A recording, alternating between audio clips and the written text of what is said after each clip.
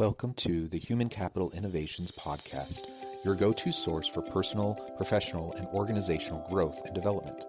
We hope you tune in often for all things people management, organizational development and change, organizational leadership, and social impact related.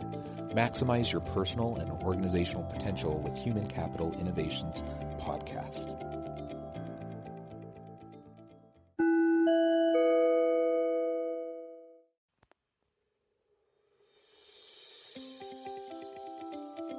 Welcome to the Human Capital Innovations Podcast. In this HCI podcast episode, I talk with Soumyasanto about digital HR, transformation, and people analytics.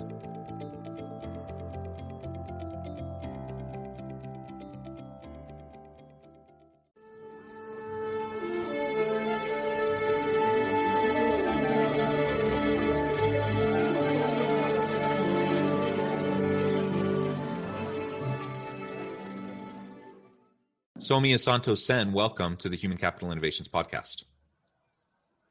Thank you, Jonathan. I'm glad to be here with you. Yeah, I really appreciate you joining me. You're joining us from Frankfurt, Germany. So it's evening there, it's morning here in Utah.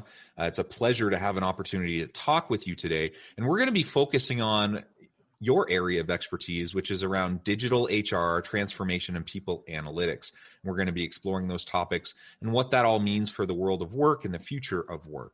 As we get started, I wanted to share Soumyasanto's bio with everybody. Soumyasanto is an advisor and leader in digital HR workforce transformation technologies and analytics. He has more than 18 years of experience in this aspiring area, together with HRIS implementations, digital HR strategy and transformation, organizational change, use of new technologies, research and thought leadership across North America, Europe, and the Asia Pacific for large and mid-sized companies. Soumya ranks among the top global influencers and thought leaders in HR technology, transformation, and people analytics, and also is a well-known keynote speaker. As an entrepreneur, he's the founder of the management advisory firm People Conscience, based in Frankfurt, Germany. He is the author of a highly popular book, Digital HR Strategy, Achieving Sustainable Transformation in the Digital Age, and co-author of The Sustainable Organization, A Paradigm for a Fairer Society. Tremendous background, and I really appreciate all the expertise that you're bringing to the table as you join me in this conversation today. Thank you. And is there anything else you would like to share with listeners by way of background or personal context before we dive on into the conversation? Yeah, I think, Jonathan, you have covered it pretty well. So like a very crisp and very concrete bio on my side. I'm really, as I mentioned, like happy to join here with your podcast. And the interesting thing is my name is very unique. Like if somebody types Soumyasanto in Google, it's only me in the whole world. So that's that's the easy one. So people can easily contact me, and I'm available in LinkedIn, and they can find me anywhere like easily. Perfect.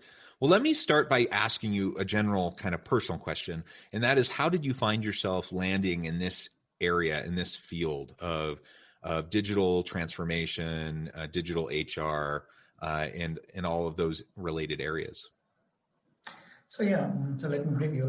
So I have a technology background. Like I've done my master's in computer, and I spent a long years with consulting company, working with solution like enterprise resource planning or HRIS implementations for several big customers around the world.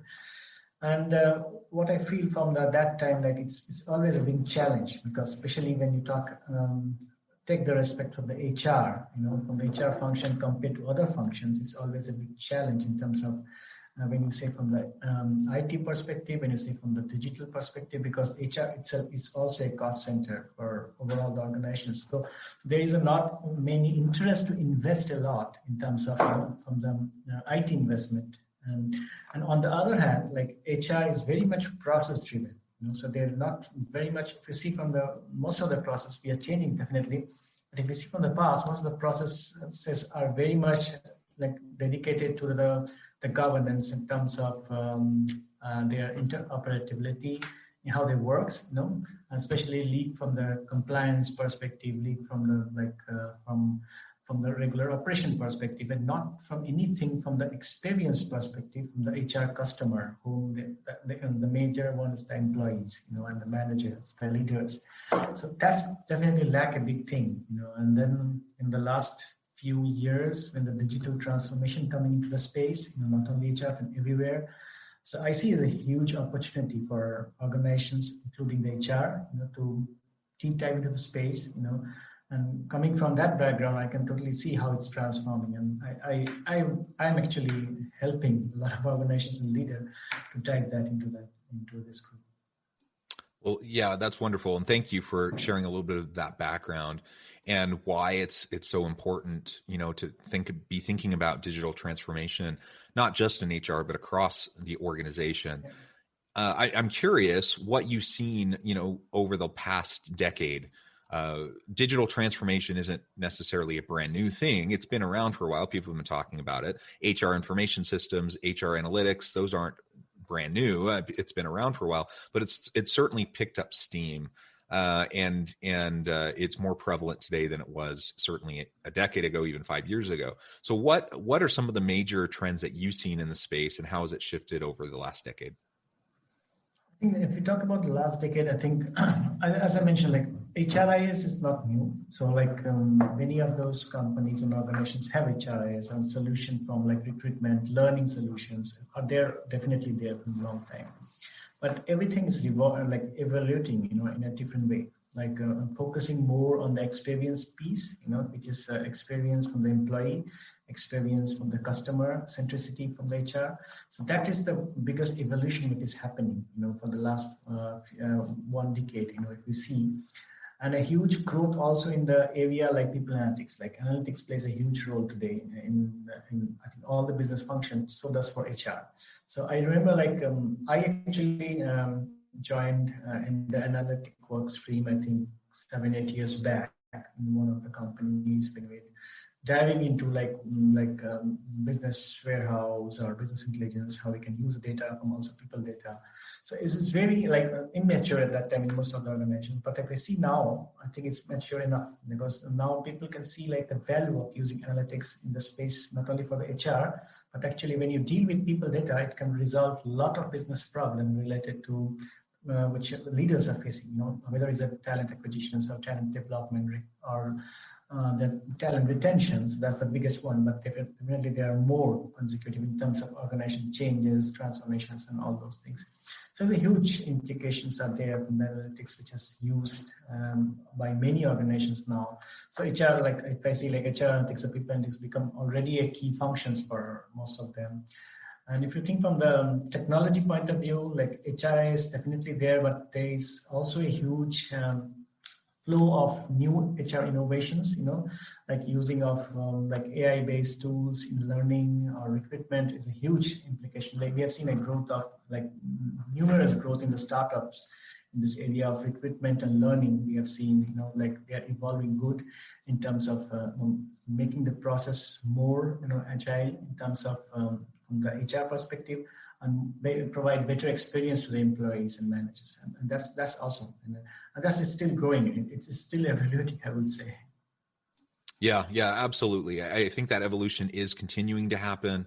And it's clear, if it wasn't clear 5 or even 10 years ago, if it wasn't clear that HR technologies and digital HR was going to be important, it's crystal clear now. And with so many organizations moving workers to a virtual environment and a distributed workforce, I think it's even more essential than it ever was in the past. So clearly having a digital HR strategy is important for the modern organization. It's going to be even more essential for the future of work and future organizations. But what do you see as some of the biggest current challenges with the transformations that organizations are trying to face? Recognizing that there's always a learning curve, there's always bumps and bruises along the way, but a lot of organizations have been thrust into this transformation over the past year, whether they liked it or not, whether they were inclined to move as quickly as they were forced to or not. It's been happening. So what have been the biggest challenges associated with that? Because I see that there are multiple challenges, but the biggest challenge is that the organizations lack, most of the time, the organizations lack the right strategy. So, and sometimes the strategy has been misplaced or misinterpreted with the operational effectiveness. Because like having a new system or having a better system in place, to making all your manual process into digitalized. So this is not only a part of the key digitalization approach for any business function or overall organizations, right? Because this is there from the long decades. Like we are doing this from long decades. If there's somebody who's working in IT environment, so these things we are doing, like when we are implementing enterprise resource planning, like even 2 decades before, like that's the main objective, like how we can decrease the cost, how we can make process effective. This is there, so this is not new. So the major thing is the digitalization is like how you change also the people mindset, towards not only using digital tools but also working effectively in terms of cross collaborations, in terms of making automated the process to make your time free for the work, which makes add more value, like adding more creativity, more innovation into the companies. So those are the biggest challenge, which I think when transformation coming around, because if we see like most of the digital transformation projects are focusing on implementing good solution, on good technology in the piece, and then lacking then don't taking those pieces, which is very important in terms of changing from the mindsets, changing from the organization culture, changing from the aspect of the employee or the customer experience, which is very much lacking in those spaces. And those are the important elements, and everything have to be combined together. Then you can really achieve a sustainable way to transform. So. Yeah, and certainly digital transformation, well, any transformation, any organizational change is going to be difficult. There's no doubt about it, and people are resistant to change. And that's even, when it's a relatively simple change. So when you're talking about systems and processes and technologies and adopting and adapting to those new technologies and then leveraging them for your organizational and HR strategies, that's some major change. That's some major shifts that have to occur in the mindsets and the capabilities and the skill sets of the people within an organization. So it's no wonder that it's an ongoing challenge for organizations trying to go through this HR digital transformation. I'm a professor at my university.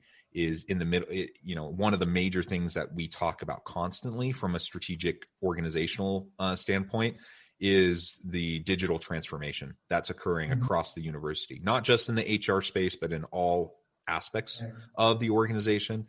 And, if that's happening, and if it's such a prevalent part of the ongoing conversation, the strategic vision and mission of the organization moving into the future, at a university, it's going to be important in corporations that are usually a little bit more fast moving and quickly adapting to the marketplace. So I think that's really important to think about. And for any listener who, if you're in an organization, that this is important, that you need to be doing it, but maybe you don't really know where to start, or you don't know how to get people on board. What would you say to them? What are some of the first steps that can be taken as you're trying to help start the ball rolling and get your organization moving towards digital transformation? I think I always prefer to suggest start with the problem, right? So start with the business problem, and the business case, where your business and company wants to go, from there, whether you want to change your own business model, are you really looking forward for a different way to going forward? That's the biggest things to start with, So once we have this clarified, it's easy to access, to what are the next priorities could be, and that's the important piece, because now the world is changing so fast, and there's so many changes across every different sector, industry, and also the changes with the pandemic, which is also creating a huge noises and also challenges for the organizations. I think it's very important also to set the priorities, right? Priorities at the right time, because none of the organizations can do everything at the same time. Although many of them are trying, but it's not easy.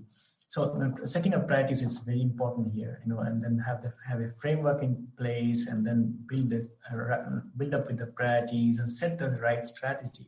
from your short-term strategy, your mid-term strategy, and maybe a long-term strategy at the end, and so that you can have a direction to go forward. And that's the very important key piece, which many of the organizations lack, because building a strategy and roadmap is also a key challenge, because many of the organizations I've seen, like they try to look what is available from the external point of view, like go for a model which is already there and used by other organizations.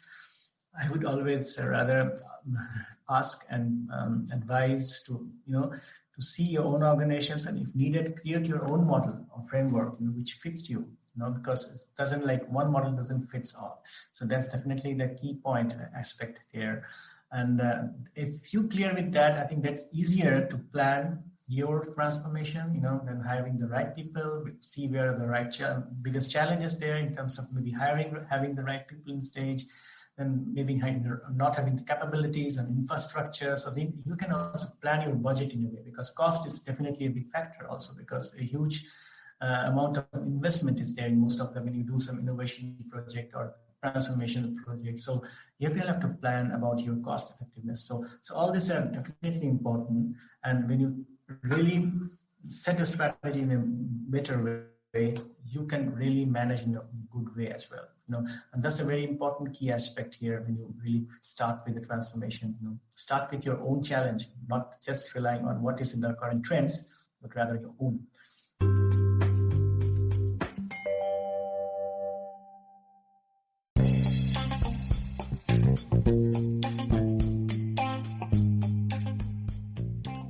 I'm excited to announce the publication of my new book from HCI Press, The Alchemy of Truly Remarkable Leadership: Ordinary, Everyday Actions that Produce Extraordinary Results. Consider how the nature of work has shifted over the past 50 years. With increased globalization, rapid technological advancement, and the shift in economic composition, the average job of today looks very different than the average job of 50 years ago. What will the jobs and organizations of tomorrow look like? Moreover, what does this all mean for organizational leaders? What are the core competencies and capabilities of organizations and their leadership that are prepared for continued disruption and geopolitical and socioeconomic shifts? Regardless of what the future holds, increasingly, leaders need to be socially minded, data-driven, decisive, champions of talent, and disruptors of the traditional notions of leadership, teams, organizations, and work. The Alchemy of Truly Remarkable Leadership will help you to explore your own leadership competencies and capabilities and consider ways to apply and implement them into your workplace and personal life.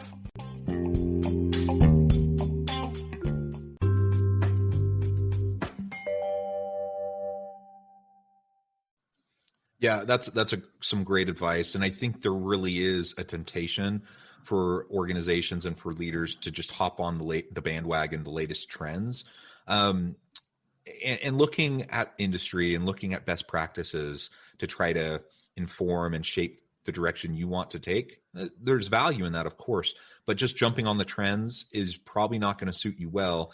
And your organization's unique. So even if other organizations are being very successful with a particular package or software or a particular approach, that doesn't necessarily mean it's going to work for you. So you can't sidestep or find a shortcut to that transformation. You have to go through the difficult process of having those conversations, and like you said, figuring out really what your organization needs, where the gaps are, and what might be able to help fill those gaps.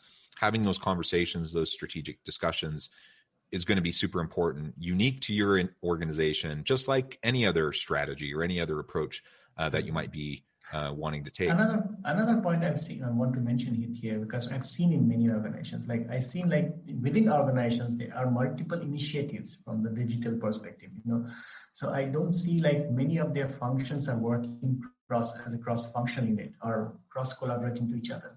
So I've seen also a lot of organizations saying we have different initiative, one by marketing team, one by our digital innovation hub, we have our HR different, finance different. So this is also a huge challenge at the end of organizations, because it's bundled up huge cost. And we can see it has been seen a lot of the work are actually done in a silo and also repetitive. They're doing the same work in a different work and different area, and not only in the function, but also if we talk about global organizations, this is same has been seen when this has been initiative by a country is doing different countries is doing different initiative and not aligned on one single strategy. And this actually leads to a huge amount of increase in the cost and efforts, and actually not a good direction for the organization. I think, and that's also one of the biggest thing which is ignored in transformation project.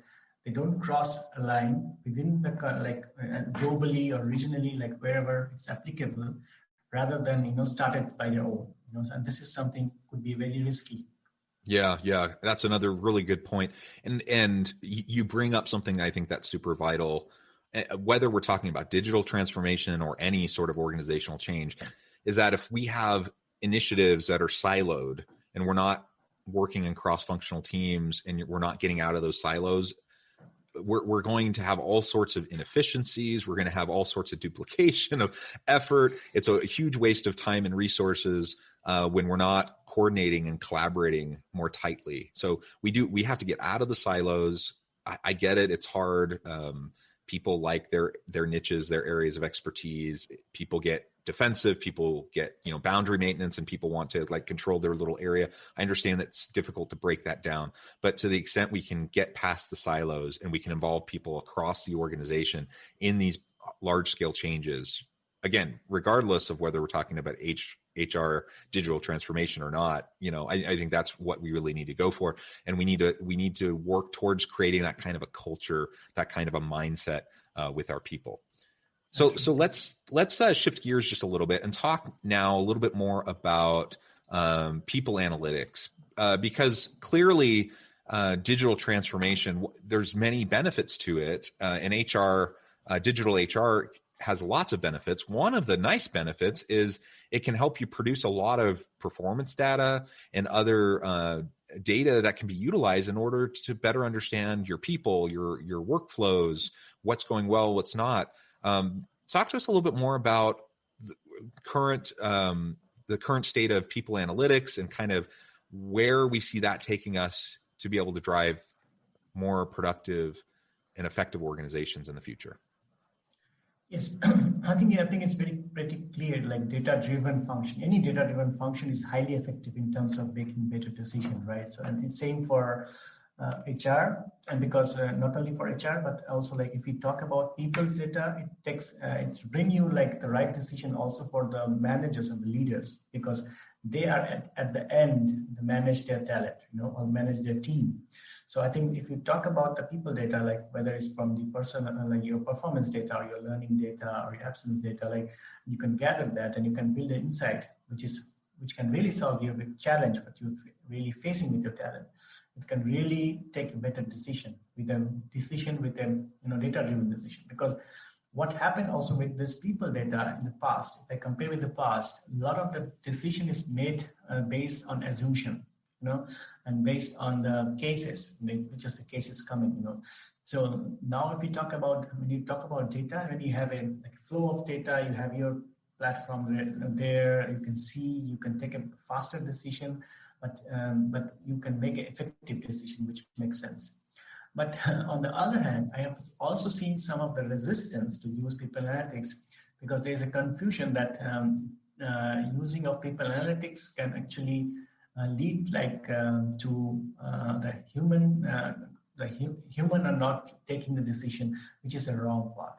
Because I always say analytics should be used, to making the decision better, but it doesn't imply that a system or algorithm or a robot or whatever you call as a part of AI take a decision for you. So this is not something which is meaningful, and this is not something I think most of the organizations tends to go, but which is I see as a resistance. Because are afraid of using data. Okay, we don't want machines to take decisions. But this is not the fact.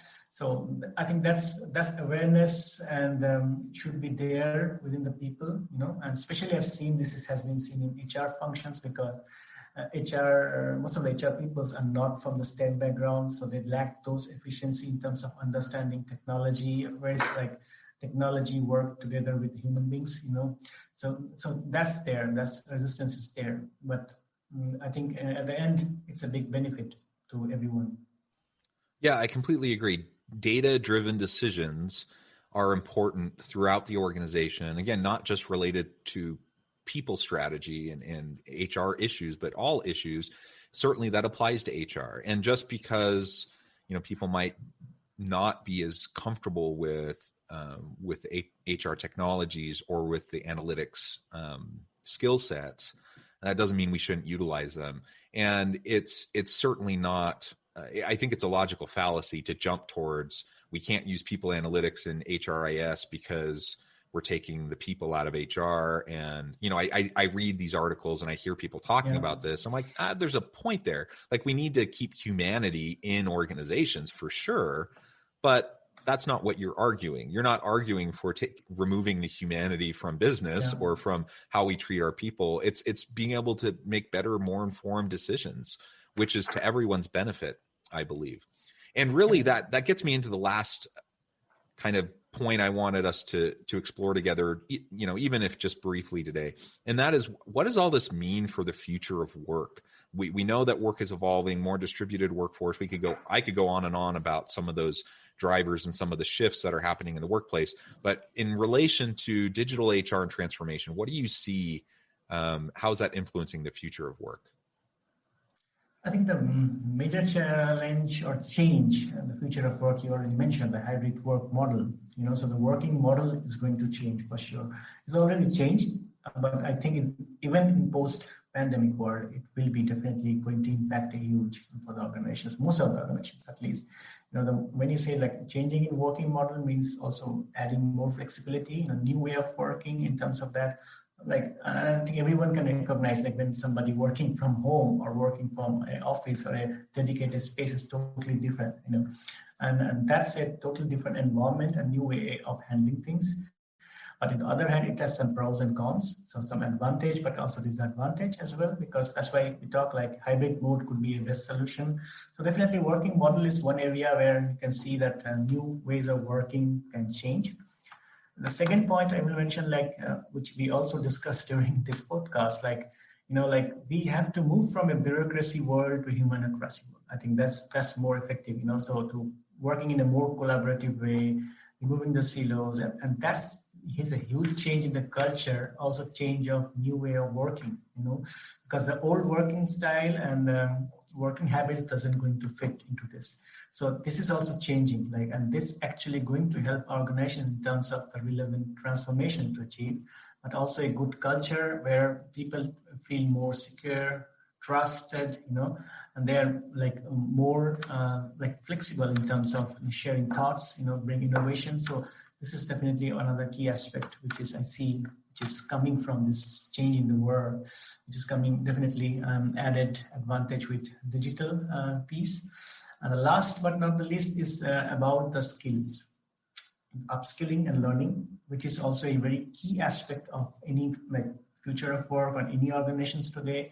And I think that's also a huge, I would say, not in a good shape. If you say most of the organizations like managing the skills and then managing the competencies, based on that you plan your workforce, and plan your workforce mobility or workforce planning.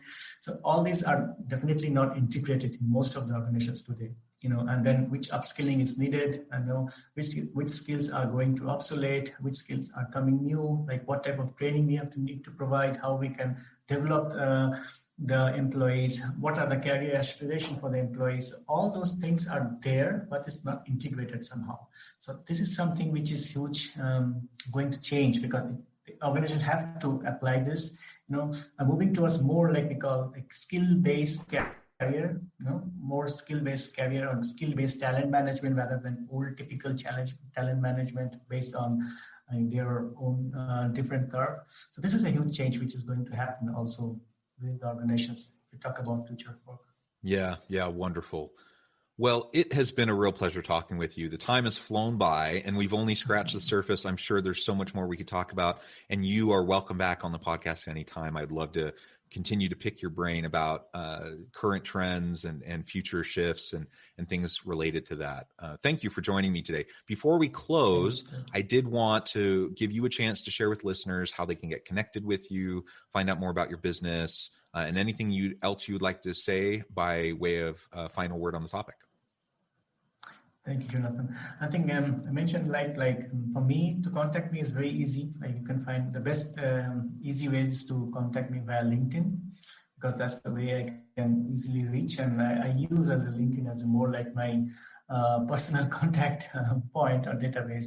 So it will be helpful, like for easy to contact me. And anytime, like you can also see my articles, my book, also Digital HR Strategy, which I mentioned about a lot of things which we have talked today, so about the future of work, about the digitalization of HR, where it's going. So a lot of things has been explained there. So you can always grab a copy of that. And looking forward to know and learn and share more in the future, because that's my key motto for life, sharing and learning. Wonderful. Thank you so much. I really encourage listeners to reach out, get connected with Soumyasanto, and find out more about what he can do for you. Check out his book.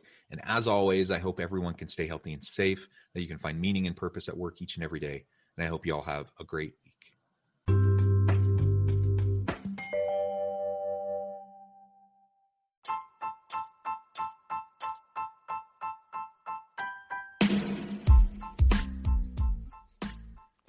We are excited about the launch of HCI's new magazine, Human Capital Leadership. Human Capital Leadership is a free, interactive e-magazine designed to help individuals, leaders, and organizations find innovative approaches to maximize their human capital potential. We will be publishing issues quarterly in August, November, February, and May. Check out the first issue and let us know what you think.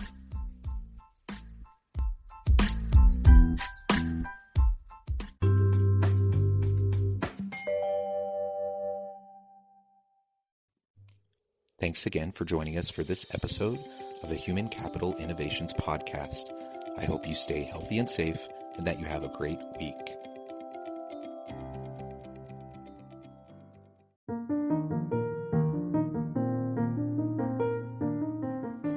Check out our new weekly LinkedIn newsletter, Alchemizing Human Capital, exploring industry trends via original research and interviews with executives and thought leaders from across the globe. We look forward to having you join us.